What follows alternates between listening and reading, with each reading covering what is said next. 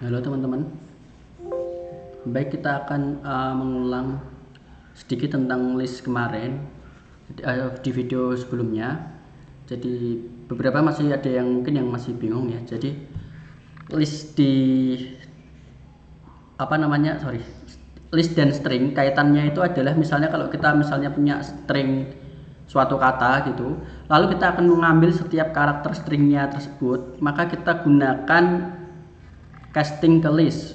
Jadi kita casting ke list seperti ini ya, list s gitu, misalnya ada kata-kata s sama dengan ada string s sama dengan 1 simbol seperti ini 3 cs spasi cs, kemudian list s maka dia akan memotong-motong setiap karakternya. Nah, berbeda dengan split. Kalau split itu dipisah berdasarkan apa yang ada di dalam parameternya, ini nilai yang ada di kalian masukkan sendiri di sini. Kalau by default, kalau kalian manggil s titik split by default akan dipisah dengan spasi, berarti nanti yang kepisah ini satu simbol seperti ini 3, kemudian spasi, berarti dia dipisah menjadi 2 list. Maksud saya isinya 2 elemen di dalam satu list. Nah, kalau ini yang dipisah itu berdasarkan simbol kurang, nah sehingga yang terpisah adalah i dan 3 spasi cs, seperti itu. Nah, kita lanjutkan berikutnya. Jadi di materi berikutnya adalah list nested atau bersarang. Jadi bagaimana kok bisa kita membuat list yang bersarang seperti ini? Baik, saya kasih contoh langsung saja di Interpreter ya.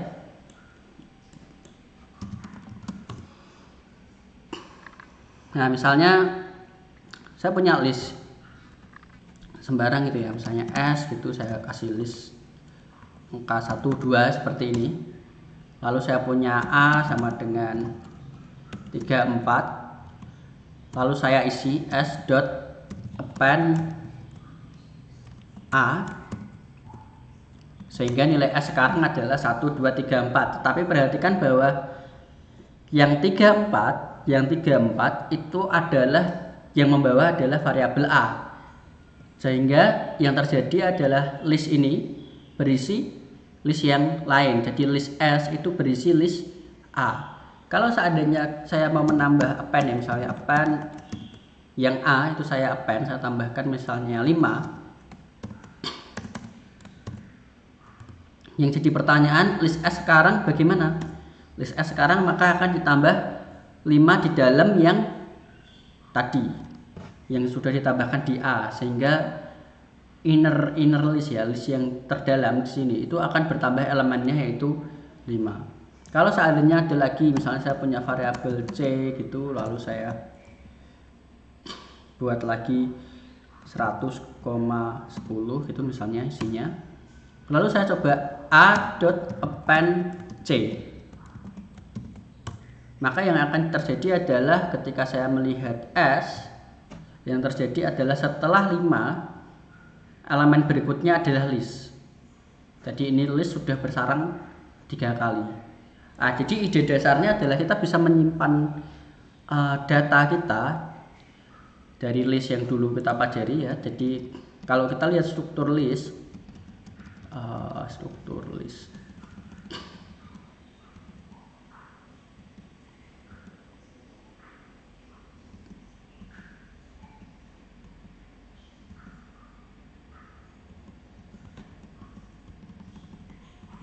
sebentar, struktur list kemarin sepertinya di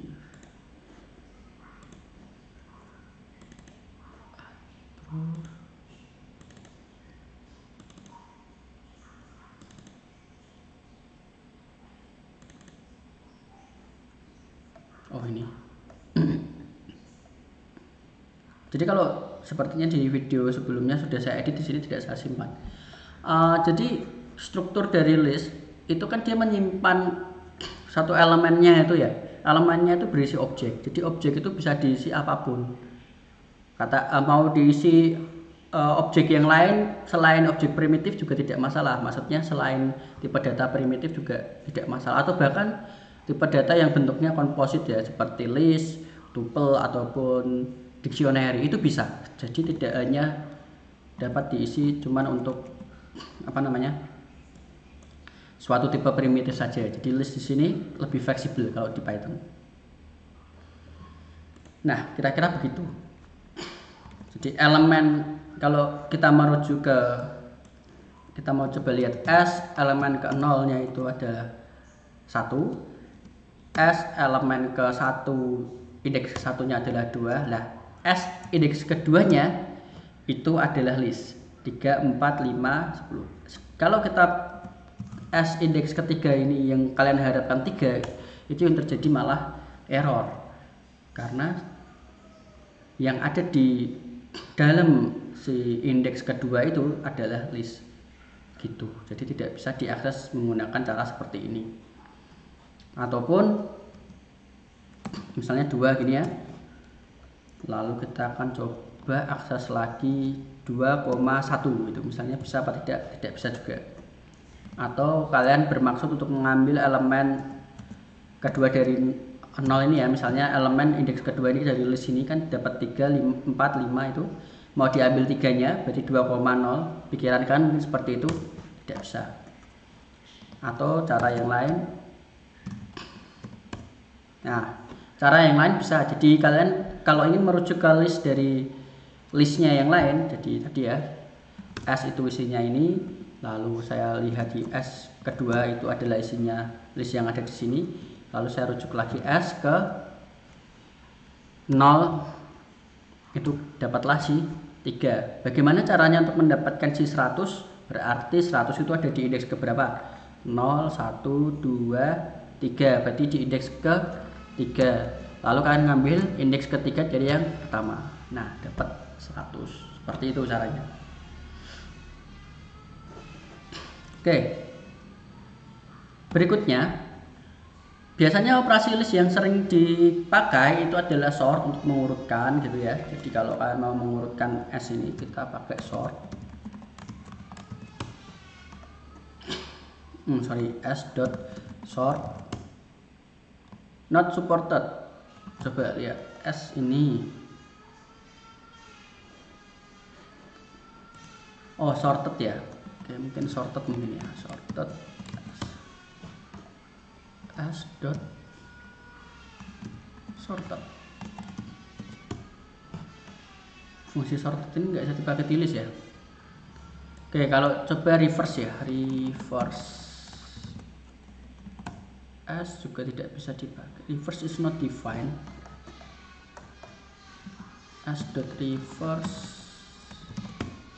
Oke, S kebalik. Oh, S reverse bisa ya. S dot sum.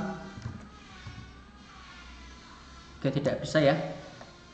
Atau sum dari S juga tidak bisa. Mungkin karena di dalamnya ada nested list. Coba kalau S itu kita assign ke objek yang baru. 1, 2, 3, 4, 5. S dot sort bisa ya. Jadi dia tidak memuat nested list dalam list gitu. Oke, kalau kita buat ini tidak acak, ini S dot sort. Nah, biasanya kita buat fungsi sendiri ya kalau sorting ya. Kemudian S dot reverse, kita dapat ini. Lalu S dot sum tidak bisa. Untuk menggunakan sum berarti seperti ini. Sum itu adalah fungsi bukan bawaan dari listnya, tetapi bawaan dari Python-nya. Jadi kita akan coba menjumlahkan seluruhnya. Nah, fungsi-fungsi ini bisa kalian gunakan ya langsung gitu ya. Tapi kemarin sewaktu kita belajar untuk menjumlahkan, sewaktu kita belajar untuk mengurutkan, membalik lah, itu kita harus menggunakan kaidah-kaidah looping ya, supaya kita tahu ide dasarnya itu seperti apa itu. Jadi tidak langsung menggunakan saja. Oke. Berikutnya adalah struktur data built-in yang ada di Python, itu adalah tuple. Jadi tuple itu berisi deretan informasi yang terurut yang dapat berisi bermacam-macam elemen. Tidak dapat merubah nilai elemennya sehingga tuple adalah immutable. Berarti tuple ini sifatnya adalah immutable. Oke, kita coba pakai tuple. Tuple kosong ya, TE sama dengan ini. Kurung biasa seperti ini berisi tuple kosong, kosongan, tidak ada isinya. Kalau seandainya TE ini kita assign ke variabel baru, ke nilai yang baru, ya ini dia bisa berisi macam-macam ya, tidak hanya satu tipe data aja, tapi biasanya lazimnya kita menggunakan satu tipe.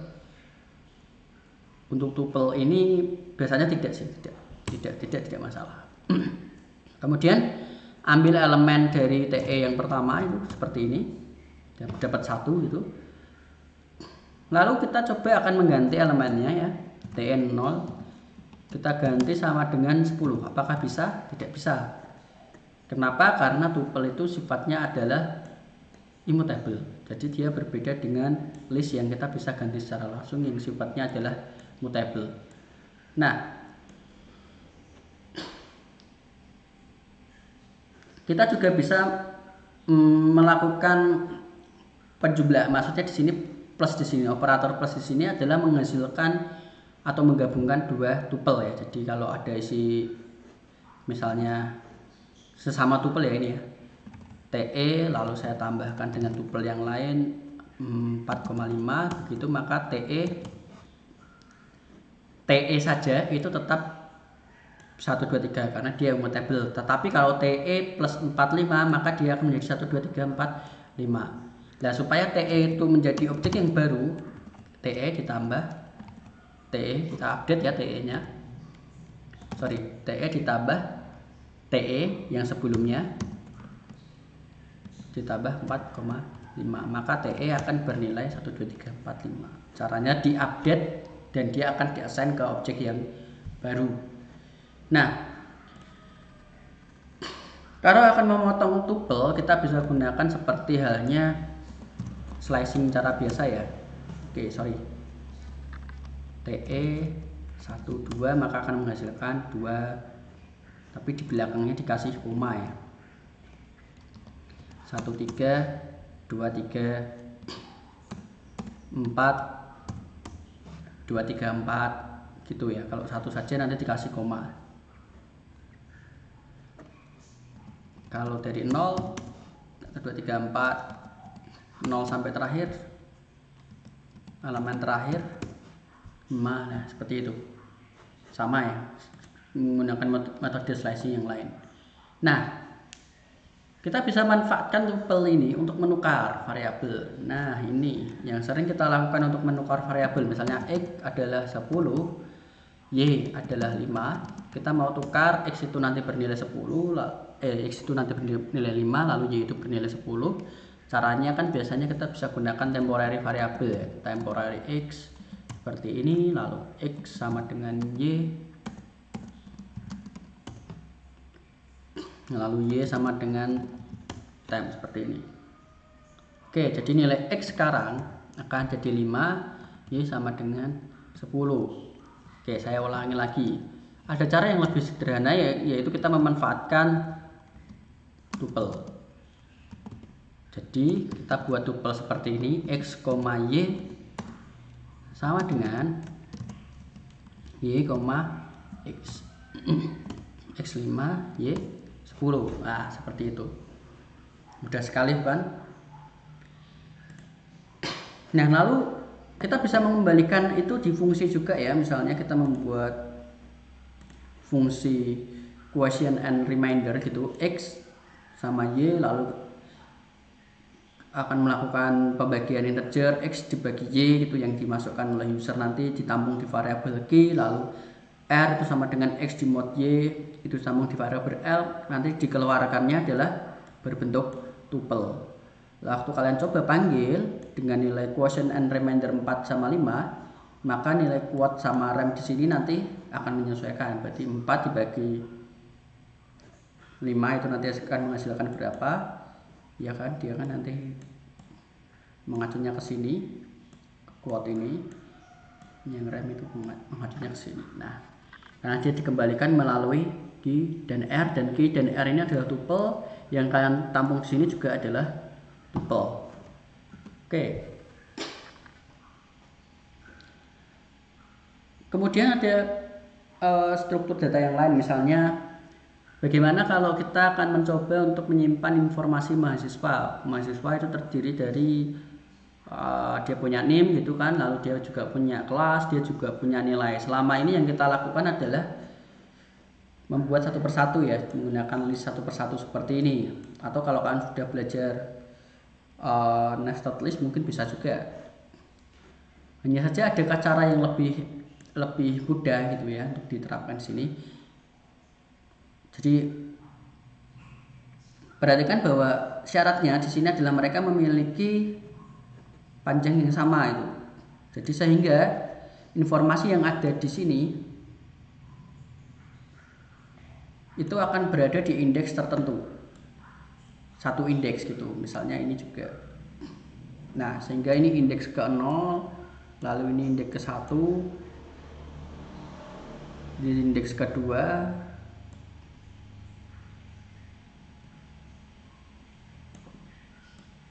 dan ini indeks ke 3. Nah, dan indeks itu mereferensi ke setiap mahasiswa yang berbeda. Jelas ini mereferensi ke setiap mahasiswa yang berbeda. Hanya saja yang dimaksud kelas yang ada di sini MTR1 itu diambil oleh si NIM 22341. Nilainya di kelas tersebut adalah 90 misalnya. Nah, jadi cara untuk mendapatkan nilai setiap mahasiswa ya seperti biasa ya. Kita ambil NIM list dari indeks dari mahasiswa tadi, kemudian ini kelasnya. Nah, kita gunakan acuan indeks I gitu. Nah, kalau informasinya ada banyak sekali yang akan kita lacak gitu, itu akan jadi rumit nanti. Pemeliharaan listnya, kemudian banyak list itu dan kita teruskan ke argumen itu akan menjadi sulit. Terus akan selalu menggunakan indeks yang bertipe integer. Nah, barangkali kalau kalian ingin indeks itu custom ya, seandainya indeks itu tidak cuma integer tapi bisa apapun itu custom ya, jadi bisa string itu, bisa kalian masukkan seperti itu juga tidak fleksibel, belum bisa menggunakan cara yang kita seperti ini. Dan kita harus mengingat untuk merubah beberapa list. Wah itu karena tadi diwakilkan dari indeks 0 sampai 1, NIM sekian-sekian itu berada di indeks berapa ya, lah itu mengingatnya itu sedikit susah kalau menggunakan indeks yang angka. Nah, ada cara yang lebih clean ya, jadi namanya adalah struktur data built-in berikutnya yang disupport oleh Python itu adalah dictionary. Jadi idenya ya mudah untuk mengindeks suatu item secara langsung tanpa harus dengan indeks yang bertipe integer, berarti bebas. Nah, dan dia bisa digunakan pada struktur data berbentuk apapun, tidak perlu list terpisah. Jadi dia satu kesatuan list pun juga tidak masalah. Nah, misalnya di sini ada list, ini suatu list, dia punya indeks linear 0, 1, 2, 3 seperti itu. Lalu ada elemennya 1, 2, 3, 4. Nah, di dictionary kita bisa mengenal custom index melalui suatu label. Jadi indeksnya itu misalnya itu kalian sebut saja kunci 1, kunci 2 atau apapun itu ya. Nggak harus kunci 1, 2, 3, 4 juga, nanti bisa bebas. Lalu value yang bisa kalian simpan itu bisa jadi strukturnya nested list gitu juga bisa disimpan di sini. Tidak cuman hanya satu tipe primitif saja, misalnya integer saja atau string saja. Nah, kita akan coba. Jadi apa yang dimiliki oleh Python Dictionary ini? Dictionary itu ada dua hal. Yang pertama adalah kunci dan yang kedua adalah value atau kunci dan yang kedua adalah nilai. Yang pertama key ya. Kemudian indeks yang ada di sini itu custom, bebas, kalian mau isi apapun itu. Nah, di sini indeks yang akan diisikan itu langsung NIM, kan tidak masalah. Lalu elemen yang saya isikan ini satu dulu saja untuk mempermudah penjelasan ini. Jadi ini satu itu adalah nilainya saja. Nah, cara untuk membuat dictionary yang pertama adalah misalnya deklarasi ya, deklarasi dictionary kosong itu variabel dictionary-nya bebas ini. Kemudian kurung kurawal buka dan kurung kurawal tutup. Oke, kita coba saja. Dictionary kosong. D sama dengan, nah ini dictionary kosong, nggak ada isinya. Deklarasi saja. Nah, kalau kita ingin menginisialisasi langsung dengan suatu nilai, D sama dengan, kita kasih kunci dan itu ya. ini bebas, jadi ini bisa berbentuk string atau integer juga, tidak masalah. Integer dengan integer, misalnya ini saya isi value-nya adalah list gitu ya. Jadi ini pakainya titik 2, oke, titik 2 sintaknya value, lalu dipisah dengan koma, lalu lagi misalnya key-nya ini saya rubah jadi 10 gini, value-nya itu saya rubah nilainya, maka struktur dictionary saya adalah dengan K1 isinya adalah list 1234, K10 isinya list 123. Nah, kalau satu pun juga tidak masalah. Ini contohnya yang satu K-nya adalah nim, ini string ya, ini string, ini string. Kenapa kok ini dibuat string? Karena barangkali nanti yang di depannya adalah 0, 0, 0 gitu ya. Jadi dia tidak akan langsung hilang. Kalau kita memberikan 0 di depannya nanti bisa hilang. Misalnya nilai kita berbentuk seperti ini, maksudnya 0999 itu nimnya seperti ini. Nah, itu kan repot kalau itu dijadikan suatu integer.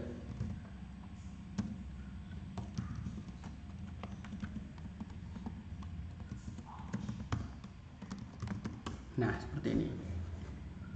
Lalu bagaimana kita cara memanipulasi dictionary ini? Apakah hanya bisa di inisialisasi dan dideklarasikan saja? Ternyata tidak ya. Jadi dia itu mirip ya pengindeksannya dengan list, tetapi indeksnya berbentuk bukan integer tetapi key ya, yang diindeks misalnya D. Nah, nanti outputnya adalah value dari D dengan K1, lalu D dengan K10, D dengan K yang D belum ada, error. Nah, sehingga kalau kita ingin mengakses nilai dari mahasiswa yang bernim 09992, maka langsung akan keluar nilainya adalah 90. Berarti kita tidak perlu sulit-sulit untuk mengingat indeks, karena custom indexnya sudah kita arahkan ke nim sehingga akan lebih mudah untuk mencari nim saja. Nah, sehingga dia itu hanya akan seperti lookup berdasarkan key, tapi lookup gitu ya.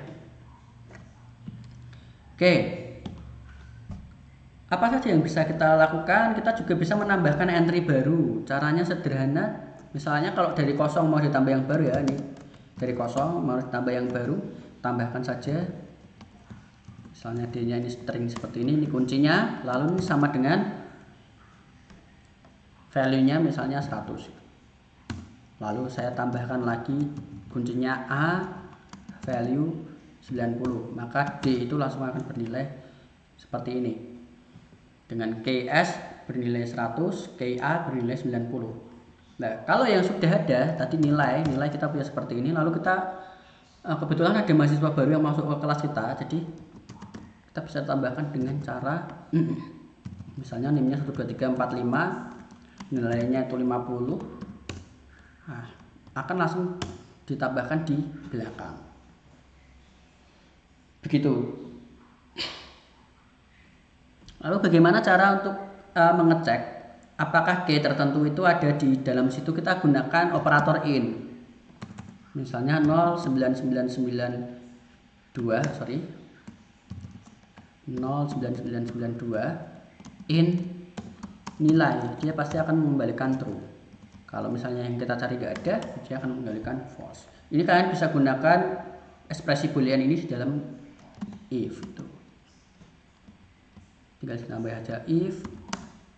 Ini misalnya nanti kalau ketemu print 234 print ketemu.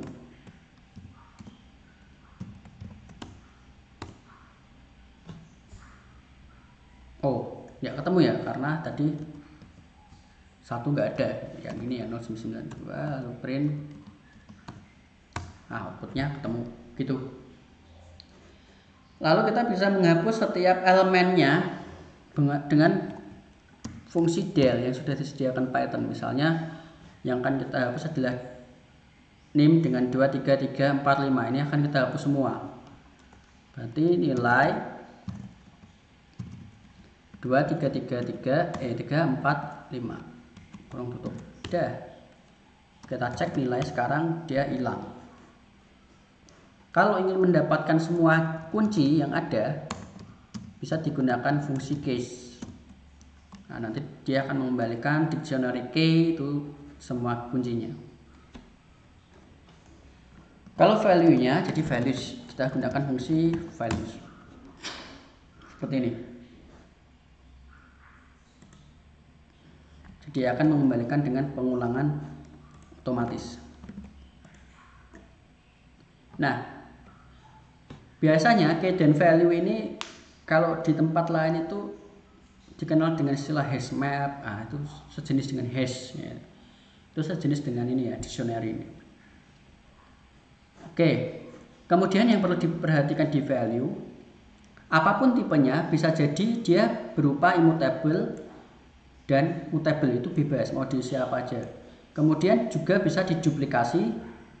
Kemudian dictionary itu bisa juga diisi dictionary lain, value dictionary yang kita siapkan itu juga bisa diisi dictionary lain. Kita coba sisipkan D tadi ya. D kita punya ini, nilai kita punya ini. Lalu kita buat nilai mahasiswa ke, nah ini tidak terlihat ya, 999 itu misalnya sama dengan D. Kita lihat, nah ini bisa.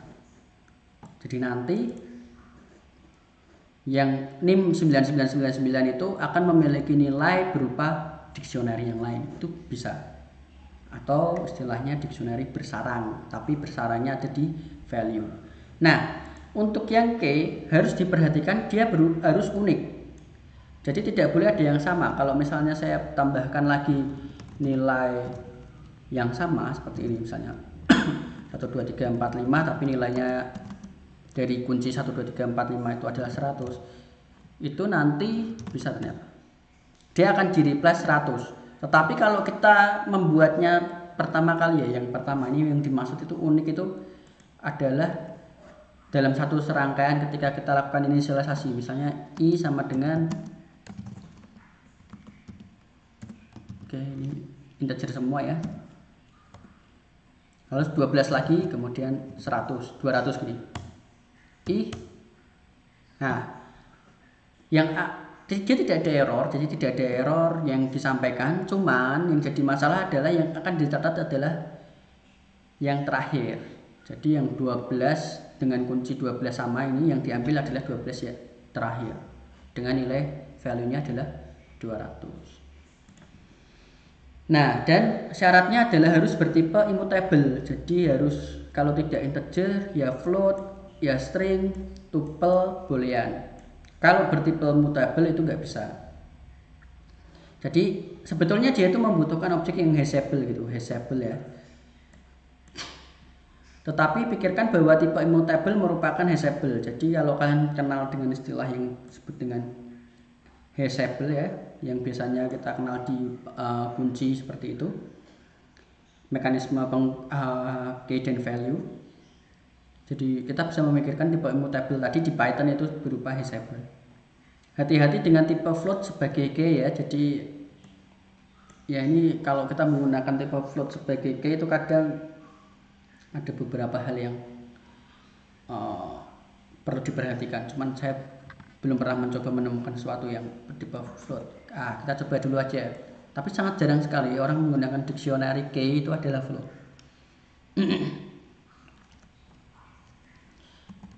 DI yang baru misalnya ini kita kasih float ya 0,9, nilainya 100, lalu ada lagi 0,99, nilainya adalah 90 DI. Nah, karena float itu sangat sensitif sekali ya, kalau kita mau mencari berdasarkan key seperti ini itu akan bisa jadi repot. Nanti yang keluar value-nya bisa jadi 100 ataupun 90. Nah, apalagi ini maknanya kan hampir sama mereka kan, berapaan di belakang koma gitu. Nah, makanya harus berhati-hati. Jarang sekali programmer itu menggunakan dictionary dengan key float. Tidak ada urutan ya untuk key dan value, jadi bebas ya.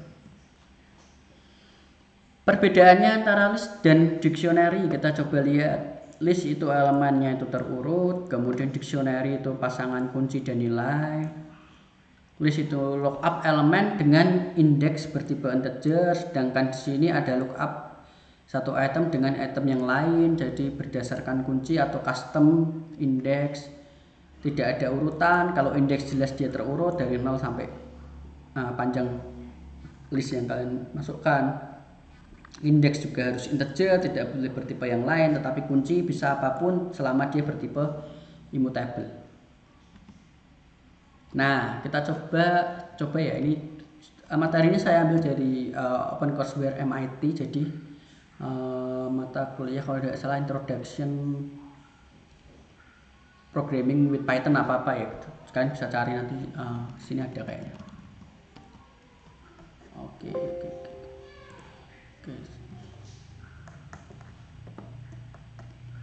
Nah, ini jadi dari Introduction to Computer Science and Programming in Python di MIT. Oke, kalau mau mencoba ini boleh silahkan dicoba. Jadi kita akan membuat dictionary frekuensi. Ini analisis lirik lagu ya. Pertama kita siapkan dulu ini. Oke, supaya cepat saja ini saya copy paste ya. Ini dari lirik akan kita coba konversi ke frekuensi liriknya tadi. Oke, ini saya gunakan satu file saja seperti ini. Kemudian, nah ini adalah datanya bertipe list. Jadi ini data lagu yang dipotong-potong. Barangkali kalian judulnya ini judul lagunya dari Love You, lalu misalnya itu kalian menemukan kalimat yang panjang sekali, lalu kalian terjemahkan dikonversi ke setiap elemen dari karakternya. Jadi kan si love seperti you kan bisa gunakan array split ya. Misalnya ya, kalian punya kalimat K gini, ini lirik bentuknya seperti ini. Aku dan dia gitu kan, bisa gunakan lirik tadi untuk mengambil setiap string yang dipisahkan lewat spasi menggunakan split. Nah, pisahkan spasi, nanti dia akan berbentuk seperti ini. Oke, ini datanya ya. Jadi kalau data saya masukkan saja di dalam main. Panjang sekali ini, panjang sekali.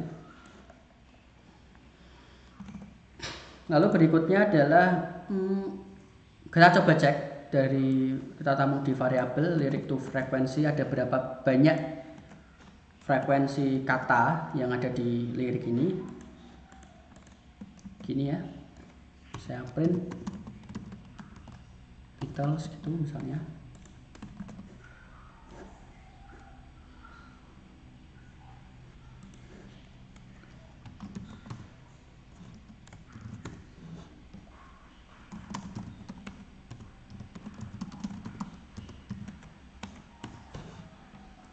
Oke, jadi frekuensi jadi bentuk frekuensinya bukan semuanya dihitung, tetapi C itu ada berapa banyak, 20, kita simpan itu di dictionary.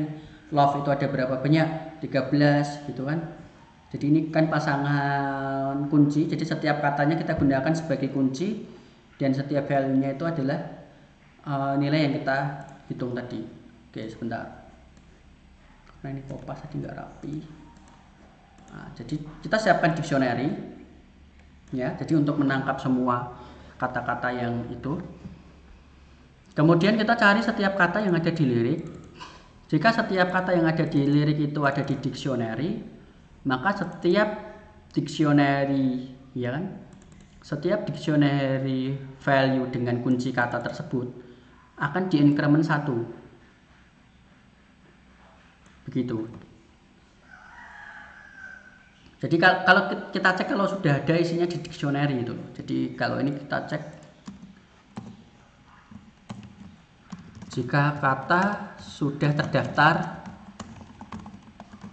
di dictionary, itu kita lakukan increment. Kalau belum terdaftar, maka kita langsung akan tambahkan dia dengan nilai akan kita langsung isi dia dengan nilai 1. Kita kembalikan dictionary-nya, sehingga yang akan di-outputkan di sini merupakan dictionary dengan nilai yang tadi hasil increment. Si yang pertama, ya kan, misalnya kata yang pertama ini adalah si akan masuk ke ini semua akan masuk ke daftar lirik itu. Nah, lirik dari word yang pertama adalah si yang pertama. Apakah dia sudah ada di dictionary? Tentu saja belum, karena dictionary-nya masih kosong. Maka dari dictionary dengan kunci si tadi itu masih 1. Nanti ketemu lagi si yang lain ini, misalnya ketemu lagi si yang lain, apakah kata si itu sudah ada di apakah kata si itu sudah ada di dictionary? Oh, sudah. Jadi yang akan terjadi adalah kita akan update nilai dictionary-nya itu dengan ditambah 1 increment. Nah, ini bisa diganti seperti ini. Nah, gini aja biar gak bingung, sama saja. Jadi nilai dari, kita ambil value dari word si yang sudah ada tadi, kan 1 sebelumnya ditambah 1, sehingga nilainya jadi 2. Begitu juga untuk kata-kata yang lain. Sama saja, ini nggak error, jadi sama tetap 20. Oke. Berikutnya adalah mengecek kata yang terlalu biasa, itu most common word. Jadi kita cek kata-kata yang biasa. Setelah itu apalagi? Kata-kata yang sering muncul.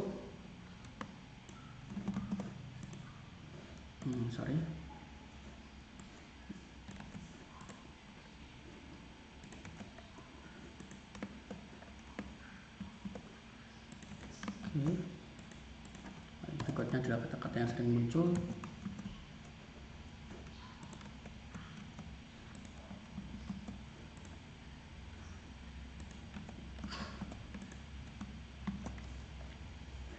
Kita bisa cek buat misalnya kita akan cek dari kata-kata yang sering muncul dari tadi ya, word often, jadi yang sering muncul. Oke, ini ada well, kita coba dulu yang most common word. Jadi kita akan coba cari kata-kata yang dia itu sering muncul gitu, kata-kata yang sering muncul biasa itu most common word.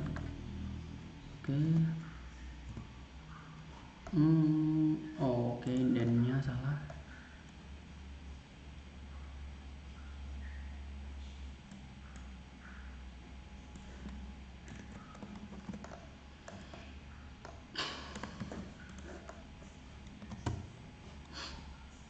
Line 30.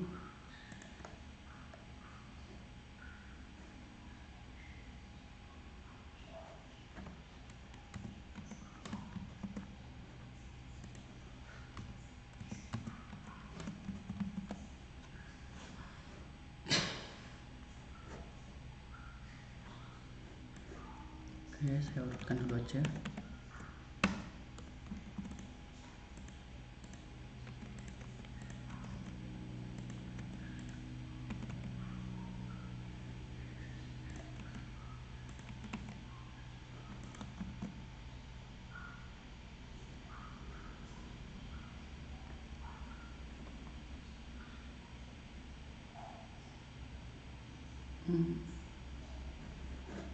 Oke, kita cek dulu.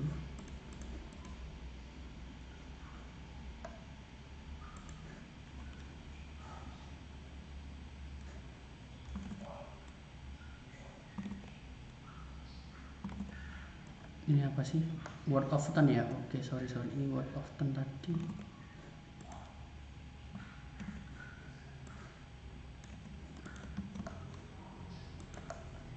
Sudah tidak ada harusnya.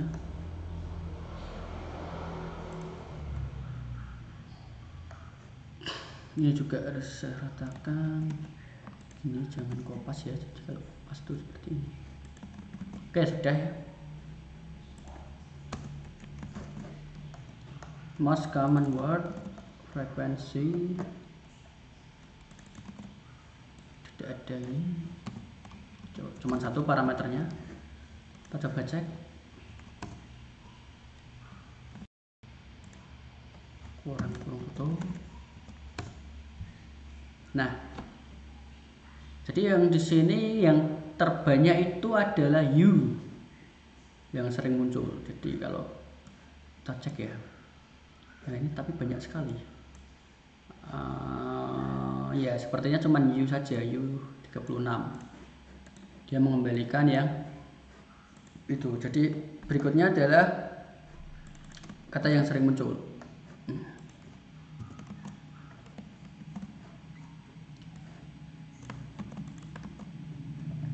Word often. Jadi ini most common word yang paling banyak dari semuanya. Word often, misalnya Beetle, lalu kita kasih isian minimal dia ada sebanyak 5 kali. Jadi yang minimal 5 kali itu love itu misalnya bisa. Tapi kalau yang EI gitu 2, berarti nggak bisa. Nah, jadi yang keluar minimal 5 ya, love itu masuk ya. Jumlah ini kita bisa set batas minimal yang sering muncul itu berapa. Word often itu maksudnya seperti itu. Nah, mari kita coba analisis codingnya. Most common word itu cara mencarinya. Yang pertama adalah kita ambil dari frekuensi yang tadi dictionary-nya, kita tampung value-nya, kita gunakan fungsi maksimum untuk melihat value yang paling besar yang dimiliki oleh si frekuensi tadi. Kita tampung di variabel word base, kemudian kita buat list kosong untuk words. Gunanya di sini untuk menampung ya. Jadi kalau barangkali nanti ada yang banyak itu ada 2, itu berarti isinya ada bisa jadi 2 karena ada 2 kali yang dicek. Dari dari kunci dari frekuensi yang ada, kita cek apakah dia itu sama dengan base gitu. Kalau iya, maka kita akan append k gitu.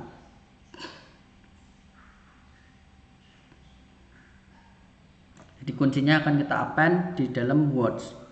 Setelah itu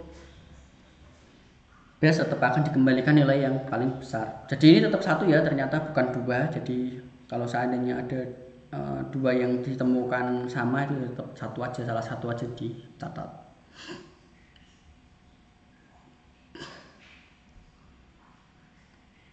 Tapi kenapa dia selalu menggunakan ini sebagai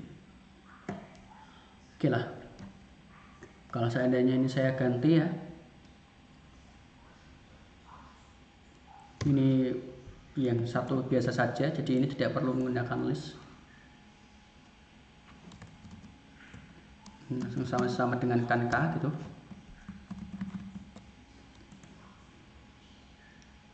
Begini, apakah saya akan mendapatkan hasil yang sama? Oh, oke. Jadi ternyata dia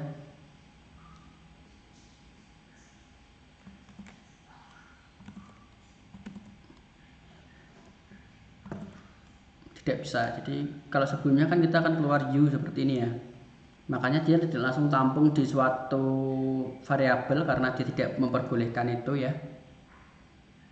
Jadi apa boleh buat ditampungnya di apa gara-gara word often. Oke, sebentar, ini saya matikan dulu codingnya, saya cek yang most common word. Oh, ini bisa, tetapi bentuknya bukan list sehingga dia tidak bisa di delete dari dictionary. Yang diharapkan di sini adalah remove word dari dictionary. Beberapa ya yang mungkin bisa di remove. Jadi kalau seandainya most common word, oke, lalu saya aktifkan ini ya, word often ya, saya aktifkan. Ternyata ini berkaitan dengan kode yang sebelumnya. Jadi di sini dia memanggil most common word. Jadi yang berikutnya ini ditampung di variabel temporary tadi untuk memanggil yang sering muncul, yang dia itu berisi yang tidak maksudnya kurang dari minimum times yang ada. Nah, kalau seandainya ini tidak diisi list, maka pastinya kita tidak bisa mendelete kunci yang ada begitu, karena tetap ya kita kembalikan saja karena dia itu tujuannya untuk menyimpan kunci, dan ini fungsi most common word ini akan terus digunakan di sini di fungsi yang lain. Maka dari itu penting sekali untuk ini variabel word ini tetap menggunakan list. Nah itu kira-kira mainannya, jadi mainan sederhana. Ya nggak sederhana juga sih, lumayan ini. Ini sering kita pakai biasanya di beberapa aplikasi yang mengolah kata atau lirik itu. Kalau zaman dulu aplikasi lagu, memutar lagu itu kan ada liriknya, terus kita pengen lihat beberapa kata yang muncul itu sering muncul itu apa saja yang ya ini kita gunakan untuk manipulasi string ya, biasanya kita gunakan. Oke, mungkin itu saja dulu gitu. Materi berikutnya mungkin kita akan sudah mulai masuk ke paradigma pemrograman baru, yaitu pemrograman berorientasi objek yang berguna untuk membuat struktur data kita sendiri gitu, abstrak data type kita sendiri, tidak yang didefinisikan yang ada di Python. Kita bisa membuat sendiri lah. Di video berikutnya kita akan mencoba membuat hal tersebut. Baik, terima kasih.